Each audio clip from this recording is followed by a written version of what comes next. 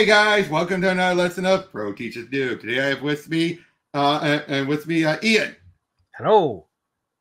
How's it going? And today we are continuing our what if coverages with what if Aunt May had died instead of Uncle Ben. Now this had been done before, but it was done in a more short format. Ed Brubaker gives us a much more long formatted one, and I really like this one. First of all, you have Andrew DeVito's on artwork. I love his artwork.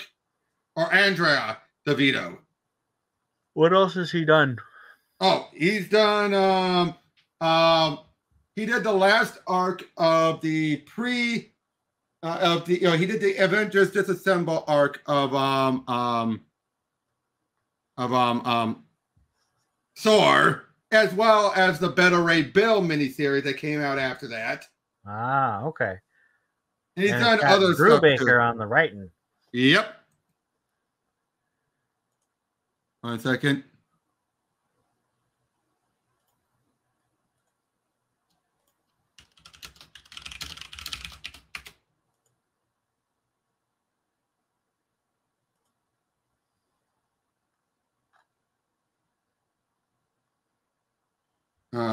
But yeah, basically we open up in a comic book, and yes, I love it. Who am I? The Watcher and the Watcher? And basically he explains where in this version, what if, say, Uncle Ben went to get a gallon of milk that night, and when he got back, Aunt May had been shot. Milk? Yep. Well, hey, this is Uncle Ben. Of course he'd come back with milk instead of disappearing.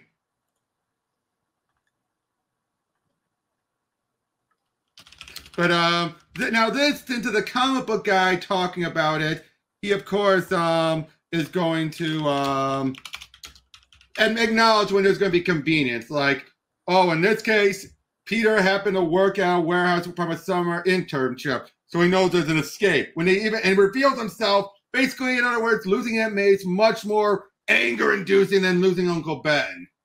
Like losing the mother figure compared to losing the father figure. I mean, that makes sense. But so enough that he reveals himself. And of course, like, wait, how does he do it? Because he has to be for the story to work. That's how these what if scenarios play out. So the movie can happen. Yeah, so basically he goes there and he ends up threatening the guy, just, and causes him similar. It's like, you killed her. But here, Ben, because he heard that, followed him there. And unfortunately, when he fell, Uncle Ben takes the fall. Oh, wow. Okay.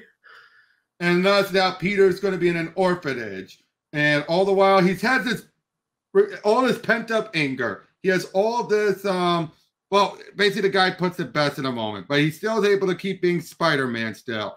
Unfortunately, because he's not in the right mindset, John Jameson dies because Peter wasn't there to save him. Ah. Because he's always walling in self-pity, he wasn't there. Which, of course, leads Jameson to be even more calling him out for it. Of course, then Peter actually decides to be the type of go in there and yell at him and basically being like, my son died. And you think you're the only one who's ever lost someone that died? Look around you, little Hitler. The city's full of them. Little Hitler? Because of his mustache. Does Jonah Jameson still have that mustache? Yep. But yeah, here's how you like. So what? Spider-Man's like a tough guy? Not exactly. He just doesn't have the moral center that he should. He's angry. He's got superpowers, and all they've done is make his life worse. So now he's turning a bit darker. Unfortunately, because of him pulling that incident, he's been sent to the Ditko juvenile detention because he's been warned, and yet this was the straw too far. Ah. So eventually he escapes and keeps on doing his Spider-Man stuff, just sleeping alone and everything, basically showing that his life's even more miserable. And then it's just all this stuff. And I like this, though. It shows that there's more of a moral complexity to it. Sure. You know what I mean? And that, like he said, he's just angry. I'm trying to think. How did Spider-Man in the comics kind of process his grief, anger, and guilt. Because of his Aunt May, he needed to be there for her. Ah, so being isolated meant that he just brooded like Batman. Pretty much, but it's also the fact that he needed to be there, so he couldn't do anything that could throw it out the window for him. Right. Whereas here, though, not only was Uncle Ben could have been a stronger figure, that he knew wouldn't didn't have a bad heart or anything, but he's arrested. All because of his powers. Failure. But then we eventually see him deal with Goblin. In this case, he thinks he killed him. He didn't, and then he finds out that it was Norman. So, bro, he feels, just feels it just spirals him even downward. He's been sent to Bellevue and everything. Just felt there's no justice. Like, it feels like Uncle Ben did nothing wrong, and he goes to prison. But Norman killed a bunch, and he gets sent to the psych ward. So he decides he's going to break Ben out, but Ben tells him, "No, we're not doing this way." Man, you can really tell that Brubaker wrote Batman a lot. Yeah, but I love this though, don't you? So far, and then he basically talks like all of these powers have been a big mistake. He's like, "Listen to me. What would we have out there? We'd be on the run from the law. That's no life for either of us, and it's certainly not what May would have wanted. I'm in here because I made a choice. I took responsibility for my child. I wanted to save you from this fate, but it's not fair. You're right. Life isn't fair, but you got to take responsibility for your own decision." And thus he's all upset about it. Like, I gotta tell you something. And basically that's where he tells him about what could have happened. He finally calms down and he gets his life in the there. He listens. He takes time to heal. Lives in with Mary Jane's aunt and Anna. The two get together. He starts doing a whole lot better. Uncle Ben gets out on parole for being a model citizen. Yes. And the two are working together. Him with a police scanner helping him out. And he basically saying, like, so what? He ends up exactly where he is, except Uncle Ben's helping him? No, that's not it exactly. He's more, well-adjusted. He confesses to Uncle Ben that the big weight he's always carries around. And because of that, he grows beyond that. This Spider-Man's less put upon. He understands what great his responsibility is after years of denying it, instead of grasping it right away. So he accepts the responsibility gladly. So what? He's less of a rice-quacking whiner then? Yeah, I guess. I mean, who can say in the long run? What am I, the frickin' Watcher? And what is he wearing? I am the Watcher t-shirt. But seriously, though, this was a good one. You can never tell Brubaker put a lot of thought into this. Yeah. And see, this is one of the ones I love. We're told a full story that doesn't just shove it into the first, one event. True. This one does feel like, I feel like you could take a little bit more time, but you don't need to. Right. And, how many pages was this? This was 23 pages. Yeah, that's a standard comic.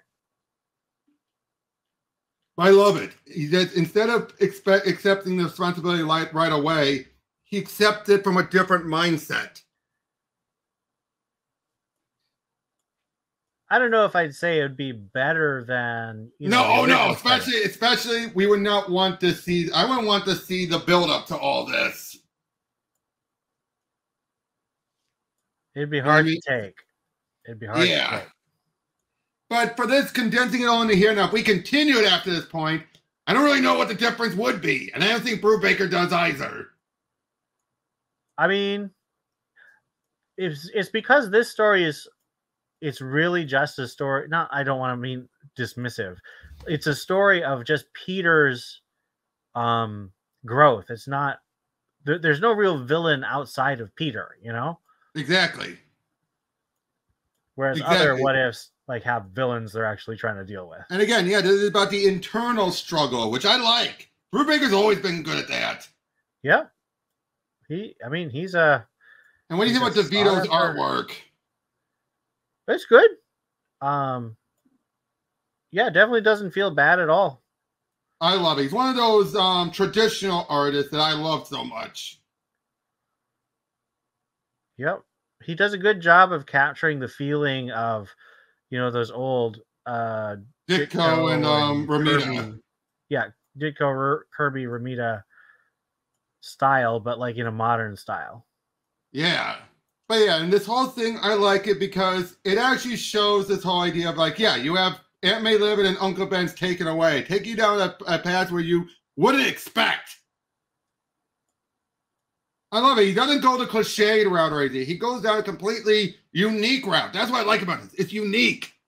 Yeah, it feels I don't know. Like you said, I think he put thought into it, and it's crafted in a way that gives you a payoff instead of feeling and he leans on the conveniences. Like, oh, how does he know about this? It's the only way for the story to work, dude. Come on. So at least he acknowledges it, unlike, Peter David, where just played it straight. Yep. So yeah, that was this What If. We'll see you guys. Could happen. Yep. So yeah, we'll see you guys on the next one. Take care.